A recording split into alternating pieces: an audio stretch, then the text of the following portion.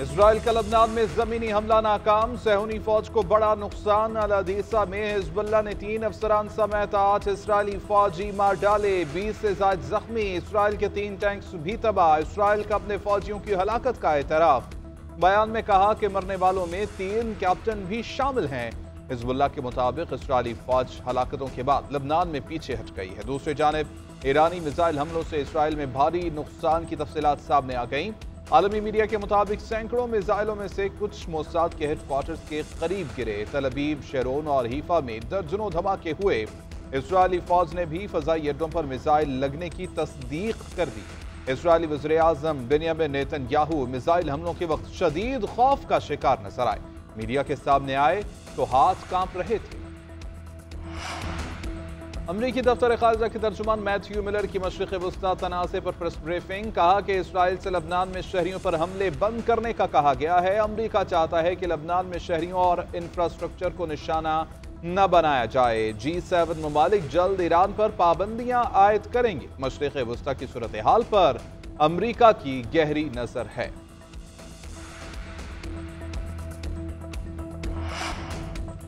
चीनी सफीर ने कहा, इसराइल खित्ते में बड़े पैमाने पर जंग छेड़ने के दहाने पर है।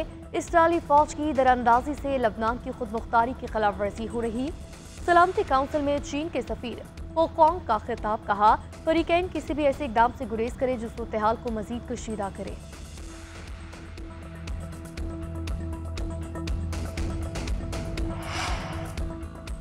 पाकिस्तान के लबनान पर हालिया इसराइली हमले की मज़म्मत। मशरिक़ वस्ता में तनाव में कमी और तनाज़ात के हल का मुतालबा। तर्जुमान दफ्तर खारजा का कहना है कि इसराइल बैन अल-अक़वामी कानून और अक़वाम मुत्तहिदा के चार्टर की मुसलसल खिलाफ वर्जियाँ कर रहा है।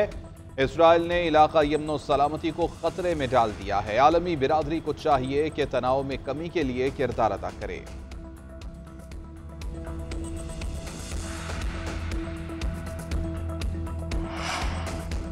मलेशिया के वज़ीर-ए-आज़म अनवार इब्राहिम 3 रोज़ा दौरे पर पाकिस्तान पहुंच गए। वज़ीर-ए-आज़म शहबाज शरीफ ने इस्लामाबाद एयरपोर्ट पर मेहमान का पुरतपाक इस्तकबाल किया। मलेशियन वज़ीर-ए-आज़म को 21 तोपों की सलामी पुरतपाक वेलकम किया गया। नायब वज़ीर-ए-आज़म इसहाक डार और वज़रा भी एयरपोर्ट पहुंचे। मलेशिया और पाकिस्तान के दरमियान ताउन में इजाफे, इलाकाई और आलमी अमूर पर मुज़ाकरात होंगे। तिजारत, तवानाई, ज़राअत, दीगर शोबों में ताल्लुकात में फ़रोग़ पर बातचीत होगी।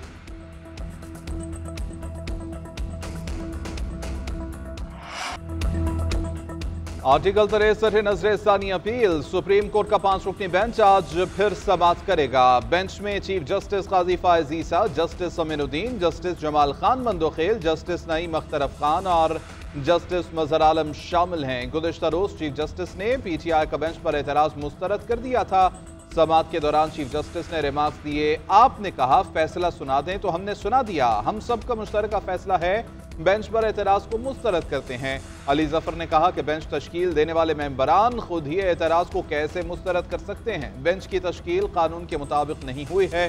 कानून में 2 जजेस के कमेटी में बैठकर बेंच बनाने की गुंजाइश मौजूद है। जस्टिस मंसूर अली शाह कमेटी में नहीं आए, उनका खत पढ़ना चाहता हूँ।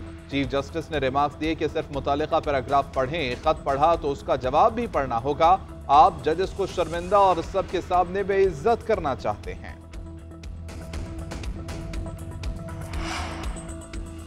25 अक्टूबर के बाद आईनी तरमीम में मुश्किलात होंगी। मखसूस नशिस्तों का फैसला यही इशारा करता है। 25 अक्टूबर से पहले आईनी तरमीम कर ली तो मसला हल हो जाएगा। तरमीम बाद में की गई तो आमने सामने आने का खदशा है। बिलावल भुट्टो जरदारी की सहाफ़ियों से गुफ्तगू। कहा, आईनी अदालत के सरबराह जस्टिस काजी फायज ईसा हूँ या जस्टिस मंसूर 3 साल के लिए होंगे। एक शख्स के लिए तरमीम होती तो ताहयात तैनाती लिख देते। जस्टिस मंसूर अली शाह पर यकीन है वो इख्तियारात का गलत इस्तेमाल नहीं करते। बानी PTI का मिलिट्री ट्रायल करना है तो सबूत लाएं, फिक्र न करें। सदारती मुआफ़ी का इख्तियार इस वक्त हमारे पास है।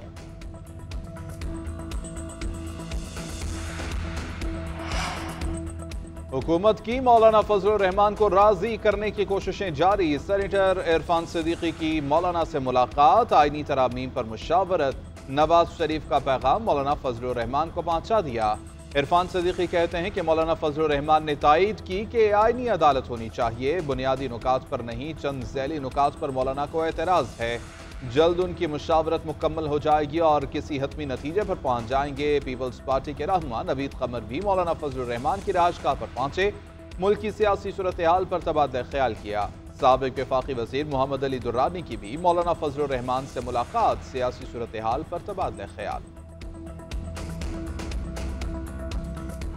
अस्पतालों में इलाज के लिए बेसिक फैसिलिटी नहीं है, इलाज मुआवजे के लिए वहाँ के केपीके के लोग पंजाब में आते हैं। आप उन लोगों से भी पूछे जो जेल में बैठे हुए हैं कि आपने केपीके के लिए क्या किया है।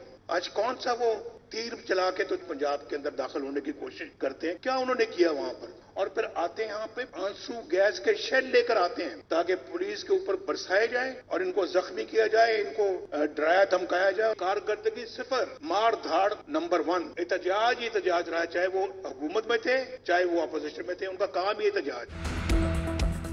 केपी में कौन सा तीर मार लिया जो पंजाब में घुस रहे हो? क्या केपी और पंजाब की लड़ाई कराना चाहते हो? ऐसे अनासर से सख्ती के साथ पेश आना चाहिए। सदर मुस्लिम लीग नून नवाज शरीफ कहते हैं केपी से लोग इलाज के लिए पंजाब आते हैं, भेड़ बकरियों की तरह पीछे लोग चल पड़ते हैं। केपी हुकूमत से कारकर्दगी का भी पूछ लो। जो कहता था मेरे गले में रस्सी डालकर वज़ीर आज़म हाउस से निकालेगा, वो आज जेल में है। जैसा करोगे वैसा भरोगे, अल्लाह से माफ़ी मांगो। हमेशा नून लीग के दौर में माशी इस्तेहकाम आया, अगर काम किया जाता और काम करने दिया जाता तो आज एक ही शख्स बेघर ना होता।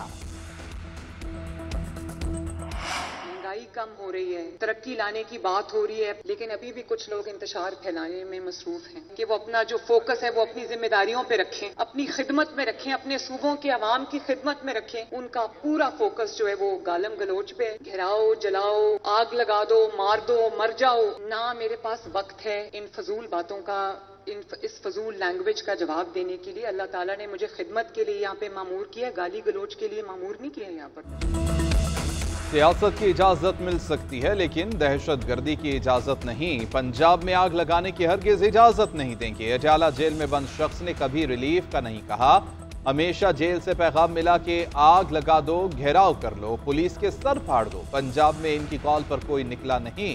केपी से लोग लाते हैं, खुशी है, धरने, फसाद और फितना की सियासत दम तोड़ चुकी है।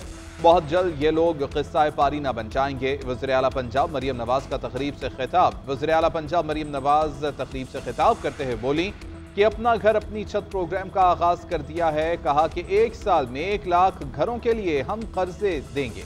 नवाज शरीफ ने कर्ज की पहली किस्त के चेक्स तकसीम किए। 10 बजे जो पिशावर रीजन है और हमारा साउथ के भी है, आपने इंटरचेंज पे पहुंचना है, पिशावर मोटरवे इंटरचेंज पे। और बाकी जो हमारे रीजन हैं उन्होंने सवा भी पहुंचना है मैक्सिमम 10:30 बजे तक। हम भरपूर तरीके से निकलेंगे अपनी कौम के लिए, अपने लीडर इमरान खान के लिए, अपनी आने वाली नस्लों के लिए। हमने अपनी जद्दोजहद जारी रखनी है। केपी के काफिले इस्लामाबाद में एहतजाज के लिए आएंगे। वफाकी हुकूमत की रोकने की कोशिशों के बावजूद हम हर सूरत पहुंचेंगे, एहतजाज करेंगे। 4 अक्टूबर को पुरअमन एहतजाज करेंगे इंशाअल्लाह। भरपूर तरीके से निकलेंगे। कारकुन डी चौक पहुंचे। वज़ीर आला केपी के अली अमीन गंडापुर ने कहा वफाकी हुकूमत हमारा रास्ता रोकने के लिए ऊंचे हथकंडे इस्तेमाल कर रही है, यानी तरमीम के नाम पर PTI को कमजोर करने की कोशिश है।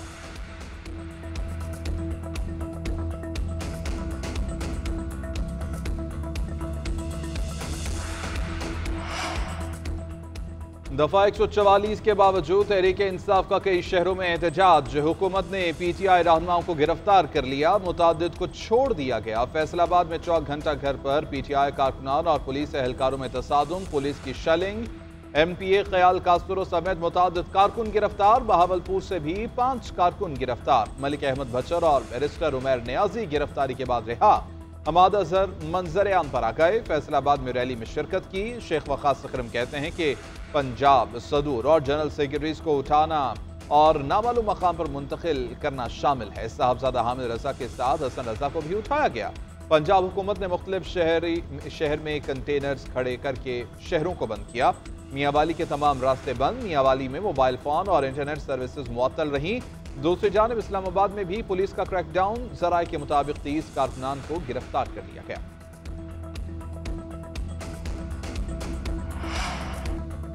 मारूफ मजहबी स्कॉलर डॉक्टर जाकिर नाइक की कराची आमद। गवर्नर हाउस पहुंचे तो पुरतपाक इस्तकबाल हुआ। गवर्नर कामरान टेसूरी से मुलाकात, आज लेक्चर देंगे। प्रोग्राम में शिरकत के लिए शनाख्ती कार्ड और दावतनामा मशरूत। शहरियों को गवर्नर हाउस में बगैर शनाख्ती कार्ड दाखिले की इजाजत नहीं होगी।